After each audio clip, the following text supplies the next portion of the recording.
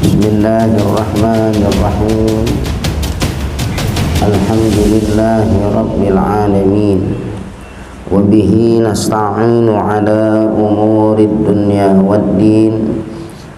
Assalatu wassalamu ala asyrafil anbiya'i wal mursalin, Sayyidina wa maulana Muhammadin wa ala alihi wa ashabihi ajma'in, amma ba'du.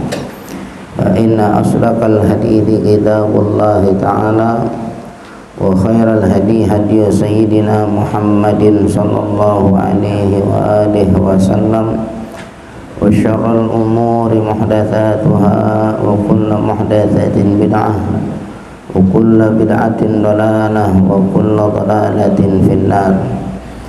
Wa bisanadil muttasili ilal imamil muallifi rahimahullahu ta'ala wa adaman naf'a bihi wa bi'ulumihi fid daraini amin. Qala wa la yaqdahu fi tawakkulika, gitu ya, dukhuluka fi syai'in minal asbabid dunyawiyah idza kunta mu'tamidan 'ala Allahi dunahu.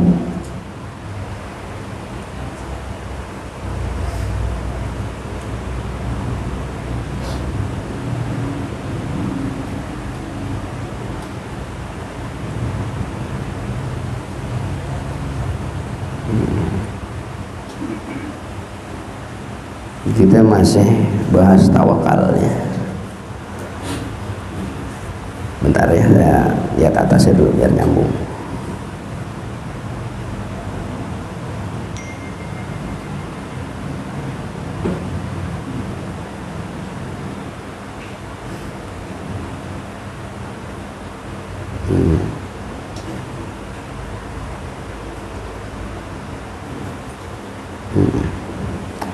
Wala yaqdahu fi tawakkulika, dan tidaklah akan mencela-cela di dalam, tidaklah menjadi tercela, gitu ya, di dalam tawakalmu itu, dukhuluka, yakni masuknya dirimu fi syai'in pada sesuatu minal asbabid dunyawiyati, daripada sebab-sebab dunyawiyah, ya.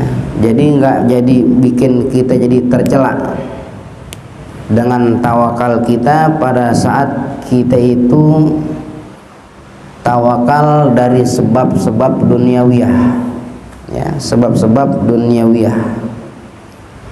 Pengen duit yang banyak, pengen punya rumah, pengen punya mobil, pengen punya motor, itu duniawiyah, ya. Enggak jadi tercela tawakalmu dengan sebab itu.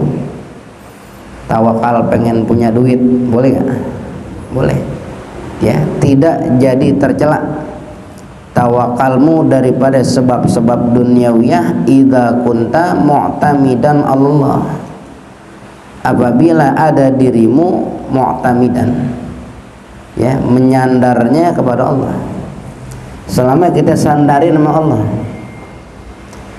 ya, selama kita bersandarnya sama Allah, maka sebab-sebab duniawiyah dari tawakal kita layak dahu, enggak jadi cacat, tidak jadi suatu celaan sama kita, walaupun yang kita pengen urusan dunia, gitu ya, urusan dunia. Dikatakan idza kunta mu'tamidan Allah, ya, apabila ada dirimu menyandar atau bersandarnya kepada Allah, dunahu, bukan selainnya, hanya kepada Allah. Tapi kalau bersandarnya kepada selain Allah, urusan duniawiyah kita jadi celak, jadi cacat nih. Pengen duit, nungguin si kaya datang. Kalau si kaya nggak datang, kecewa kita, ya. Kita ngaji, di pengajian biasa suka ada yang bagi-bagi duit, begitu. Begitu datang pagi-pagi, punya harapan mudah-mudahan yang biasa datang ngaji suka bagi-bagi duit hadir, sampai ke masjid, ternyata yang kita harap-harapin datang nggak datang, kecewa dia, ya tahu itu gua ngaji tadi begitu ya. Jadi nggak ngajinya karena apa? Karena ada yang suka bagi-bagi duit. Nah, itu namanya sebabnya bersandarnya kepada selain Allah ya. Sekuat apapun makhluk pada saatnya binasa ya. Makanya kalau kita bersandarnya sama makhluk, siap-siap yang kita sandarin bakal binasa. Tapi kalau kita bersandarnya kepada Allah, Allah Ta'ala tidak akan binasa. Allah adalah zat yang maha hidup, Allah Ta'ala adalah zat yang maha kekal, Allah Ta'ala adalah zat yang maha kaya, yang senantiasa tatkala kita bersandar maka Allah tidak akan pernah mati, Allah tidak akan binasa, dan Allah Ta'ala tidak akan berkurang akan kekayaannya. Ini bab-bab tawakal ya, bab tawakal. Pernah ada kisah tuh ya, hikayat, ada satu kampung ini, kalau kata kita umpama juragan sawah semuanya, juragan sawah. Dari 10 juragan, yang 9 ini gagal panen semuanya ya. Dari 10 juragan, yang 9 gagal panen semuanya. Tiap-tiap juragan punya anak buah, tiap-tiap juragan punya anak buah. Kira-kira kalau umpama tuannya gagal panen, anak buah sedih apa senang? Kenapa kira-kira? Hah? Kenapa? Tuannya gagal panen, anak buahnya sedih apa senang? Sedih. Kenapa? Sebab tuannya aja susah, apalagi anak buahnya. Begitu. Ngarepin gaji lebih lagi, mimpi yang ada nggak digaji itu hari. Dimaki-maki bisa nih gara-gara lu nih panen gua gagal, digituin. Anak buah kan bagian disalahin. Ya, anak buah bagian disalahin. Kalau bos bagiannya lain, lu sih gara-garanya. Nah, ini satu juragan yang yang panennya berhasil, punya anak buah, kira-kira anak buahnya senang apa sedih? Kenapa sebab? Karena dia tahu nih bos-bos yang lain pada gagal panen, ini bakal kelimpahan semuanya, permintaan bakal datang sama bosnya dia. Maka anak buahnya senang. Kenapa? Gambaran dia bonus pasti ada, tambahan duit pasti ada, karena punya bos yang senang lantaran berhasil panennya. Gambarannya begini, kalau umpama kita punya bos yang kadang seneng, kadang susah, kadang seneng, kadang susah, kadang kaya, kadang susah, kita ngikutin keadaan tuh. Kita bakal seneng pada saat bos kita kaya, kita bakal susah pada saat bos kita susah, miskin. Begitu. Tapi orang yang sekira-kira bosnya kaya, pasti anak buahnya senang. Bos yang berhasil pasti anak buahnya gembira. Nah, sekarang Tuhan kita, Allah Ta'ala, yang menjadi Tuhan sedangkan kita hamba kepadanya, adalah Tuhan yang maha kaya. Lalu kenapa kita jadi takut susah? Gitu ya. Kenapa kita takut susah? Maka ada kaidah gini, kaifa akhafu minal faqri wa ana abdul ghani. Bagaimana saya mesti takut daripada kefakiran sedangkan saya ini hamba dari Tuhan yang maha kaya, gitu ya. Kita timbang Tuhan senang belum kaya, Tuhan kita senang aja gitu udah gembira. Wah nih bos senyum mulu nih, kayaknya sih bang saya duit keluar nih, gitu. Itu timbang bos makhluk kita ya, dari makhluk. Bagaimana dengan Allah Ta'ala yang maha kaya? Lalu banyak diantara kita yang jadi ketakutan susah. Nah, itu jadi intinya jangan sampai kita bersandar kepada selain Allah Ta'ala. Cukup Allah itu sebagai sandaran kita. Di dalam kita bersandar pada segala sesuatu, ya, sekalipun urusan dunia lagi, kehidupan susah, pengen kaya, udah sandarnya sama Allah Ta'ala, ya, pengen kaya sandarnya Allah Ta'ala, boleh nggak? Boleh, udah boleh. Adapun urusan-urusan selain Allah Ta'ala, ya, timbang sekedarnya saja, jangan jadi sandaran kita, ya.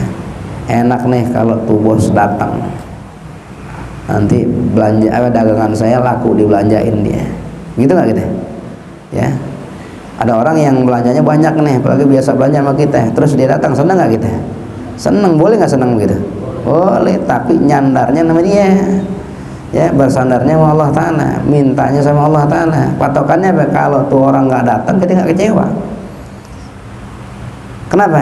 Dalam tawakal kita mesti punya perasaan tidaklah akan terjadi sesuatu, melainkan terjadinya itu kepada Allah, atas izin Allah. Kalaupun tidak terjadi, maka tidak terjadi pun atas kehendak Allah Ta'ala. Begitu husnudzan yang tinggi. Mungkin emang ini yang terbaik dari Allah untuk saya. Mungkin kalau dibelanja mulu sama saya, nanti saya jadi lupa daratan, akhirnya saya bersandar sama makhluk. Begitu. Pasti ada segala kebaikan pada saat Allah Ta'ala berbuat sesuatu kepada kita. Jadi tidak layak dahu, ya, tidak menjadi tercela, nggak menjadi suatu kecacatan dalam tawakal kita, masuknya kita dalam sesuatu daripada sebab-sebab dunia, selama ada diri kita bersandar kepada Allah, dunahu, bukan selain Allah, hanya kepada Allah, ya, hanya kepada Allah. Ini urusan bab sehari-hari nih kita nih, ya. Jangan sampai tergelincir hati kita, akhirnya kita jatuh kepada tempat yang salah. Biar ada tawakal, biar ada tawakal.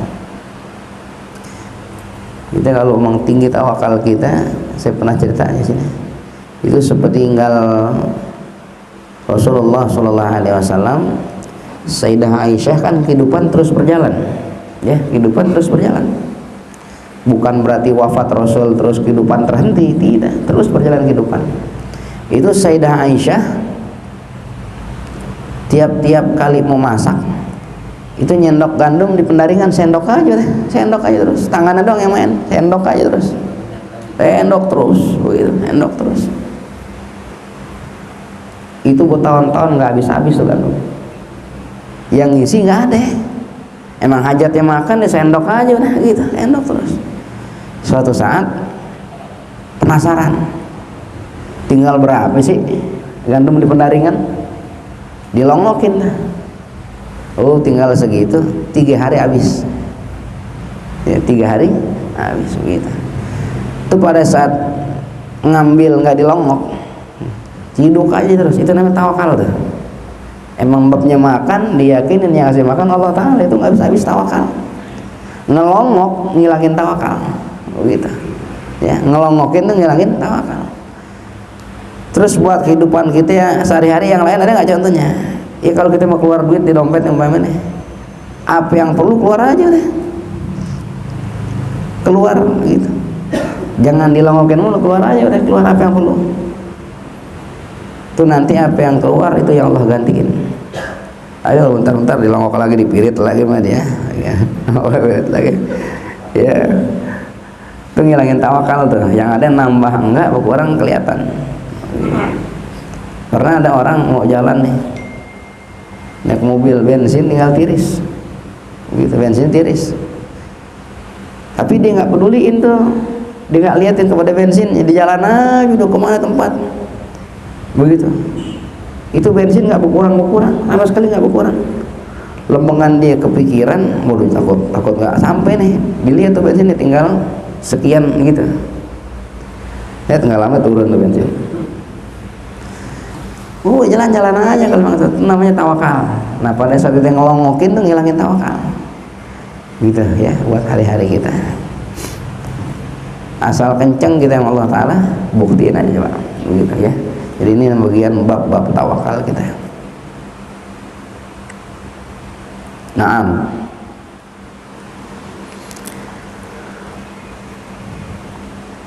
Man sadaqa tawakkuluhu, dha'ufa dukhuluhu fil asbabid dunyawiyati. Dan siapa yang benar tawakalnya, ya tawakalnya benar, maka niscaya lemahlah masuk dirinya fil asbabi dunyawiyati, masuk ke dalam sebab-sebab duniawiyah. Asal benar tawakalnya, sebab-sebab duniawiyah, sandaran-sandaran dunia enggak ada pada dirinya, semuanya dia sandarkan kepada Allah Ta'ala.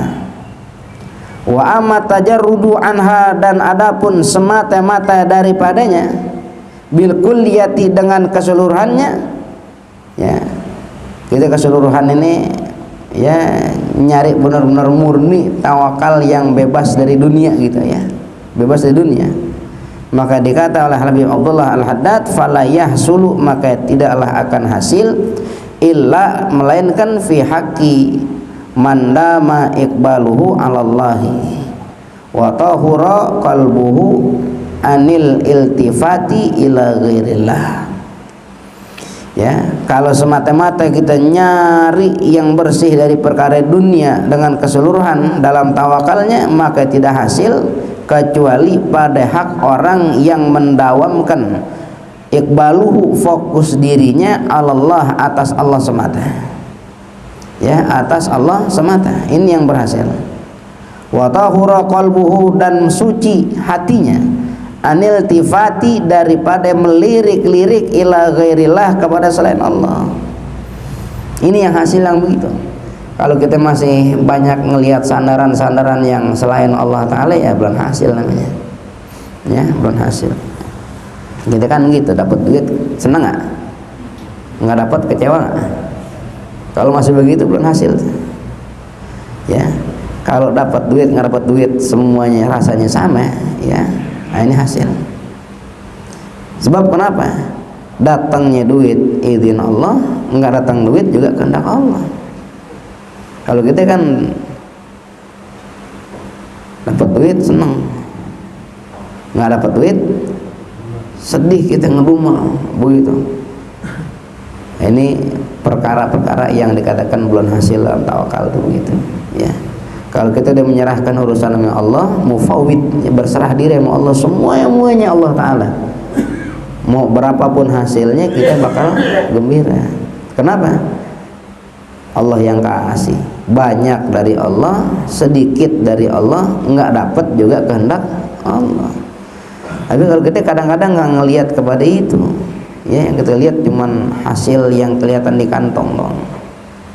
Sial nih hari, begitu udah mau sial nih hari, gitu.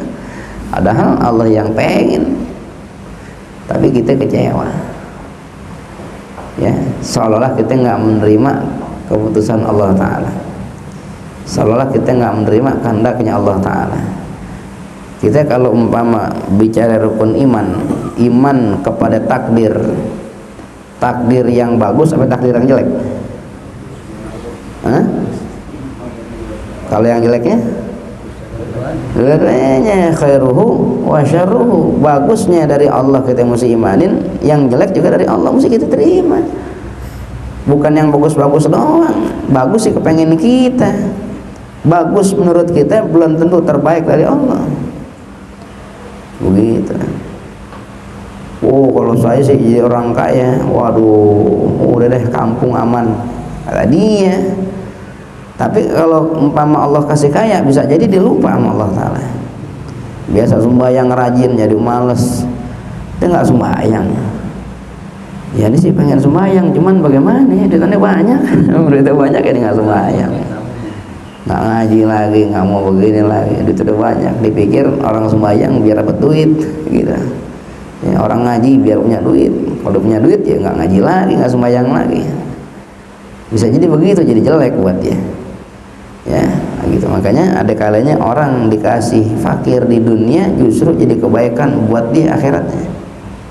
Ada orang dikasih kaya dunia bisa jadi keburukan buat dia urusan akhiratnya. Nah, gitu.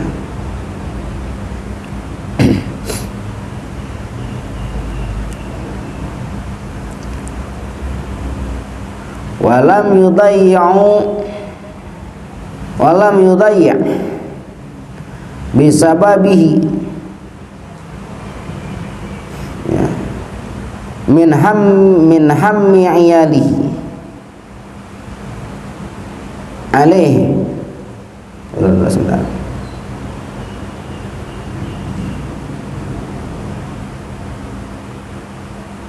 Min khalqillahi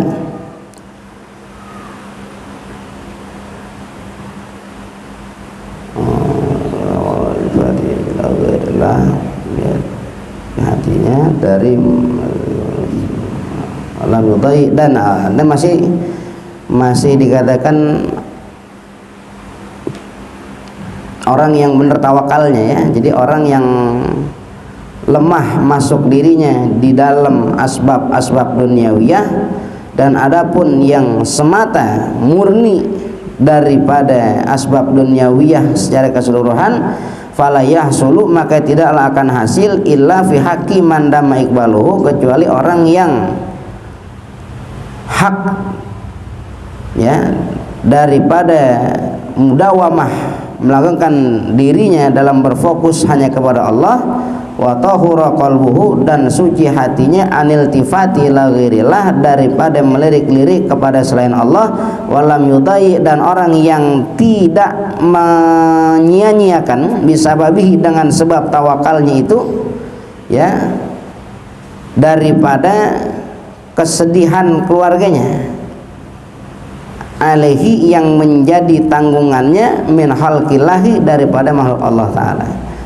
Jadi termasuk orang tersebut adalah orang yang tidak menyia-nyiakan keluarganya, ya, tidak menyia-nyiakan keluarganya. Kenapa sebab sampai dikatakan urusan keluarga? Qala Rasulullah sallallahu alaihi wasallam, telah bersabda Rasulullah sallallahu alaihi wasallam, kafa bil mar'i itsman ayudai'a man ya'ulu. Cukup dengan seorang itu dikatakan sebagai suatu dosa, ayudai'a, pada saat orang tersebut menyia-nyiakan man ya'ulu, orang yang jadi tanggungannya, keluarganya. Ya, ini babnya ini nanti bab kebolehan kita nyimpen buat keluarga nih, gitu ya. Jadi Nabi SAW tuh pada mulanya beliau kehidupannya nggak pernah nyimpen. Besok itu bagaimana Allah kasih, itu Nabi ya. Besok itu gimana Allah kasih, nggak ada khawatirnya Nabi, begitu. Tapi ada kebolehan begitu ya, ada kebolehan tuh nanti pada saat nyimpen tuh, pada saat yang kita pentingin, yang kita pikirin keluarga. Ya itu masih dalil kebolehan tuh buat kita umat ya, umat Nabi.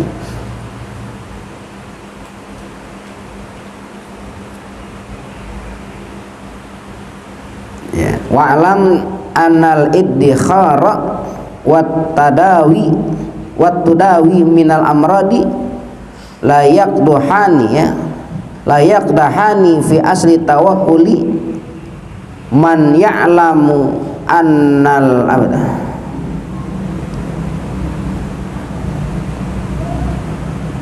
Aduh, abada.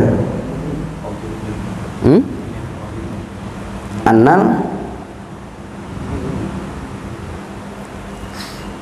man ya'lamu annal abada. Di sini buram nih. Mughniya. Annal mughniya wan nafi'a wad-dara wallahu wahdah. Ya. Wa'lam, dan ketahuilah olehmu annal iddikhar, bahwasanya menyimpan, watudawi, dan berobat. Jadi ada kebolehan menyimpan dan berobat gitu ya.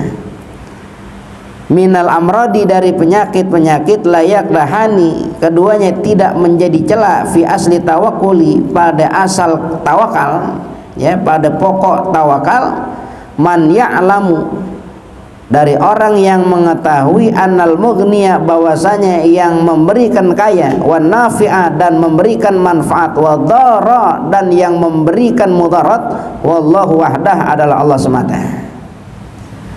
Ya. Kayak orang berobat nih, orang berobat sakit, dia punya keyakinan yang nyembuhin dokter, ya, yang nyembuhin dokter, maka cacat tawakalnya, gitu. Dia kerja nih, kaya, yang kasih kaya bosnya, maka cacat tawakalnya, begitu. Jadi dalam urusan kebolehan nyimpen berobat dari penyakit ini khusus buat orang-orang yang memang dia tahu yang kasih kaya, yang kasih manfaat, yang kasih mudarat adalah Allah. Kalau dia nggak tahu arah ke situ, maka tawakalnya cacat. Kalau dia tahu layak dahani, jadi nggak cacat tuh keduanya, orang yang berobat sama orang yang nyimpen. Ya, iddikhar tuh nyimpen, ya, iddikhar tuh nyimpen makanan buat keluarga. Nah ini jadi babnya ini nyambung ke atas itu ya, yang Nabi katakan dengan sabdanya kafa bil mar'i itsman ayyudai'a man ya'ul. Cukup dengan seorang dikatakan berdosa pada saat dia menyia-nyiakan man ya'ul, orang yang jadi tanggungan, ya, orang yang jadi tanggungan dalam keluarganya. Jadi kita masih boleh kita berobat, masih boleh kita nyimpen, ya, nyimpen duit, nyimpen makanan, asal ada pikiran kepada orang-orang yang bakal jadi tanggungan kita, begitu ya, buat tanggungan kita. Tapi kalau umpama nggak ada yang ditanggung sama kita, ya mohon maaf, bahasa nyimpen Nabi nggak pernah nyimpen, begitu ya. Atau berobat lagi, ya, berobat itu kalau diyakinin yang nyembuhin itu obat, jadi hilang tawakalnya, cacat tawakalnya. Nah kayak dalam bab haji itu begitu, umpama ada seorang dia belum haji, dia orang bandanya nggak ada, duitnya nggak punya, cuman dia punya rumah. Kalau rumahnya dijual cukup buat dia pergi haji, yang ditanggung nggak ada, bininya nggak ada, orang tuanya nggak ada, anak-anaknya nggak ada. Lalu bagaimana urusan kewajiban hajinya yang dikatakan liman istata'a, sedangkan kalau dijual rumahnya cukup buat haji, maka hukumnya wajib dia jual rumahnya buat berangkat haji. Hampir segitu dah, ya. Nanti urusan pulang haji gimana tinggalnya? Nah, tinggalnya kan buat dirinya nih, nggak ada yang tanggung. Maka pada saat itu urusan tinggal dia bisa di mana aja, bisa tinggal rumah saudaranya, bisa tinggal di masjid, bisa tinggal di ini, begitu. Kalau umpama nggak ada yang tanggung sama dia. Nah, kalau dia masih ada tanggungan, umpama dia bisa berangkat haji, tapi dengan jual rumahnya, sedangkan di rumah itu ada siapa? Umpama ada orang tuanya, di rumah ada anaknya, di rumah ada bininya, maka tidak wajib dia menjual rumah untuk pergi hajinya. Kenapa? Karena masih ada orang yang ditanggungnya, walaupun satu orang. Ini yang dikatakan man ya'ul, ya, orang yang bakal jadi tanggungan dalam keluarganya dia. Itu nggak wajib tuh jual rumah, tapi kalau dia nggak ada yang ditanggung, cuma seorang orang doang, dia wajib jual rumahnya buat pergi haji. Urusan nanti dia pulang haji itu nanti dipikirin apa dia. Nggak mesti tinggal punya rumah, bisa jadi tinggal di masjid, tinggal di musola, tinggal di mes, rumah saudara, begitu.